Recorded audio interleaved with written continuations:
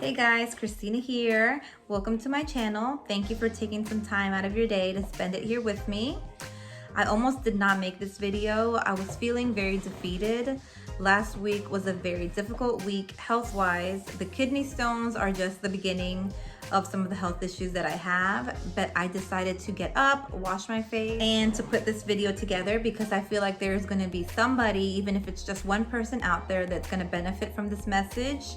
Today, what I wanted to talk about is my relationship with money, how it's changed since I became a single mother, and then also kind of give you guys some steps to create a budget, which I think is the #1 tool to get yourself financially stable. If you don't tell your money where it's going, you are going to continue in debt, or you're going to get into debt, or you're not gonna be able to save up and reach some of those goals that you may have.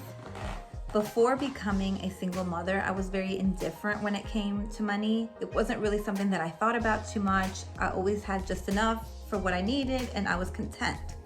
But then when I became a single mother and I had a huge mountain of debt, I was in a part-time position and I had to find a rental home, and rental houses right now are just ridiculously expensive. So I found myself in this position where I really had to think about money. I had to think about how much was coming in, and I had to think about how much I needed for the 3 girls that I had. That's really when I started to think about what can I do so that I can survive with my 3 girls, so I would have enough, to feed them, to keep a roof over our head, and for anything extra that we had to take care of, especially with the health issues that my middle daughter has. So I had always been kind of a Dave Ramsey fan, but once I was in this position where I really needed to find a solution, I dove deeper into Dave Ramsey.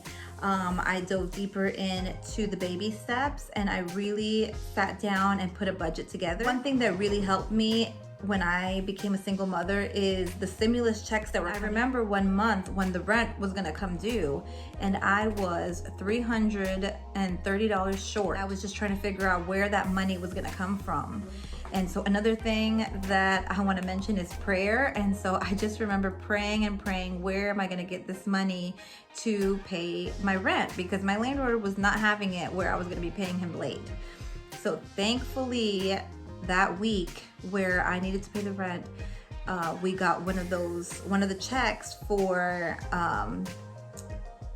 one of the checks from North Carolina for the students for school, and I got that check, and it was exactly, I'm pretty sure it was $330, which is exactly what I was short. So God was definitely with us, that year, and He's always with me, and He's always with us, and He never fails us, and I've been able to make it through thanks to Him, and thanks to listening to Dave Ramsey, and thanks to taking my finances very seriously. So like I said, when I first got separated, I had a part-time position. I had just gotten that position probably 4 or 5 months before getting separated, and I thought it was such a wonderful thing because I was going to be able to spend more time at home with the girls and still be able to continue, growing my career. But then there I was, separated with only a part-time position, and I didn't know what I was gonna do. I mean, it was just like everywhere I turned, there was a hurdle. So that was another hurdle there. And thankfully, like I've said before, I have such a great boss, and I don't know if she did this to help me with the financial situation that I was in, or if this was already something that she had planned to propose to me, or if it was just divine intervention, just God there watching my back again. But she offered me a full-time position, and then I became, a full-time employee, and at least my shovel then became a little bit bigger, and it probably became, just what we needed at that time to cover our expenses. So like I said, getting a budget together, I think, is the #1 thing that you need to do if you want to get out of the financial situation that you're in, whether it is getting out of debt, saving up for a home, or saving for your retirement or your children's college education. So I'm going to share with you the steps that I took to create my budget. And like I said, I'm a big Dave Ramsey follower, and so I was following the baby steps throughout this. So what I did to begin my budget was to take a look back about 2 or 3 months and see how much I was spending a month, and to see what I could cut out, what was an unnecessary expense, and what was something that, or what were some things that we could negotiate. I obviously cut out anything that was unnecessary that I knew we could do without. It was not necessary at the time. It was not a need, it was a want. So I cut that down. And then I also made a list of all the debts that I had. And like I said, when I got separated, I had a mountain of debts. The credit card that I had that was maxed out, it was about $15,000, I think. The interest rate was 22%. And I mean, I was never gonna be able to pay that off the way it was. So thankfully, COVID really helped me a lot in this situation between the stimulus checks that we received. And then I also called the credit card company and asked them if I could negotiate the interest rate that I had. And they had just began a program where they were lowering the interest rate. And they actually lowered my interest rate from 22% to 6%, which was a huge help. It was a huge help. I mean, before they negotiated that, I think I was making the minimum payment of $500 a month, and it was going up about $450 a month. So I was not making a dent, and I was not going to make a dent that way.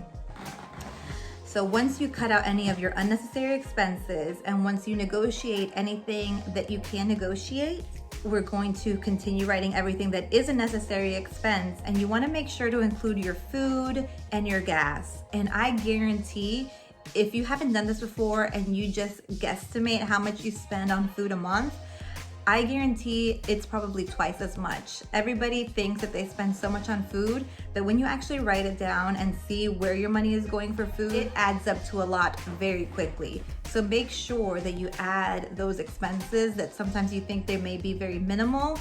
They're gonna add up to a lot. Write it down, include it in your budget. On another side, you're gonna write down your debts from smallest to largest, and that's the way that we're gonna pay it off. We're not gonna pay attention to the interest rate. This is something that I learned from Dave Ramsey, and he says that this works because it's like a mental, when you pay off a small debt, you just get so excited and it builds momentum and it keeps you going and it keeps you motivated. If you're gonna focus on the interest rate, even if that debt's the largest debt, it's gonna take you longer to pay it off. You're not gonna have that motivation, that drive that's gonna keep you going when you see, you get that bill in the mail where it says, zero due, paid balance in full. It's just so exciting when you see that. It makes you want to keep going. It feels like this is something that I can do. And sometimes when you start off with something very large, it's very hard to stay motivated. It's very easy to get discouraged. On the other side of this piece of paper, or if you're doing this on the computer, you're gonna write your income. And then what we're gonna do, you're gonna add up what your monthly expenses are, and you're gonna add up what your income is, and we're gonna do the math. Do you make enough to cover your monthly expenses? Do you make enough to cover those minimum payments that are due at the end of the month? And if you don't, you need a bigger shovel. You're gonna have to think of some kind of side hustle or something that you can do to make a little bit of extra money so that you could cover those monthly expenses and hopefully make enough to start paying down that debt. And we also want to make sure we do not accrue any additional debt in this time that we're working on this. The first step that we're going to do is we want to save our emergency fund. We're going to start out with a $1,000 emergency fund.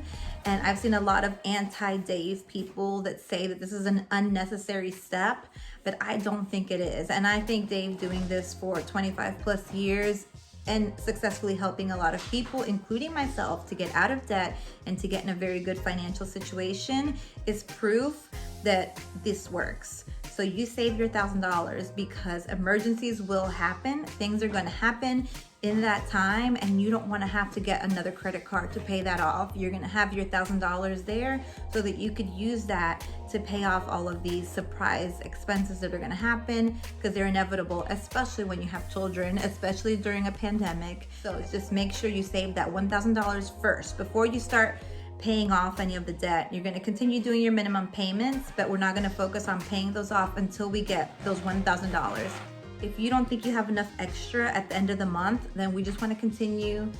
Then we want to make sure that we are making our shovel bigger so that we can start, following these steps. Once you have your $1,000 saved up, then we're gonna start paying off those debts from smallest to largest.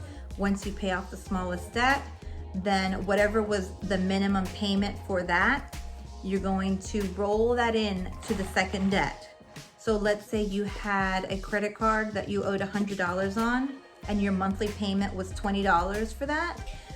Once you finish off paying that $100 debt with the $20 a month, you're gonna move on to the next debt, which let's say it's $300, but the monthly payment is $50. So you're gonna pay those $50 plus the $20 from the debt that you've already paid off, and that's $70 that's gonna go towards that second debt until you pay it off. And that's the snowball. It keeps building up and building up. And that is something that it took me a while to understand why it was called the snowball method. You don't just pay off your first debt and now you have an extra $20 to spend a month. So no matter how high your mountain is, you can do this. Just follow the steps, just stay motivated. Remember what your ultimate goal is. Remember what your why is. If you like these finance type videos, let me know. Let me know if you have any other questions or any suggestions for me about, anything that I could do differently. So as of right now, I am debt-free, and I've been debt-free for at least a year now. And I have my 3-month emergency fund, and now I'm saving up for something big that I have been dreaming about doing. So that's where I am right now. And I hope to continue going on and fulfilling my dreams. I'm using my bakery income also to help me, get there faster. That was how I made my shovel a little bit bigger also. So thanks for watching. Bye. And don't forget to leave me a comment, and subscribe to the channel, and continue giving me ideas of what you would like me to talk about. I hope that this has been helpful to somebody out there.